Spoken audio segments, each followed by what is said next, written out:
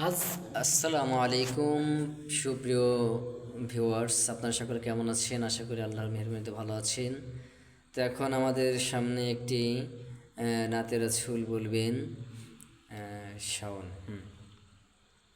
হাসবি রব্বি জাল্লাল্লাহ মাফি কলবি গায়রুল্লাহ নূরে মুহাম্মদ সাল্লাল্লাহ লা ইলাহা ইল্লাল্লাহ হাসবি রব্বি জাল্লাল্লাহ মাফি কলবি গায়রুল্লাহ নূরে মুহাম্মদ সাল্লাল্লাহ লা ইলাহা ইল্লাল্লাহ। এবার আমার পালা।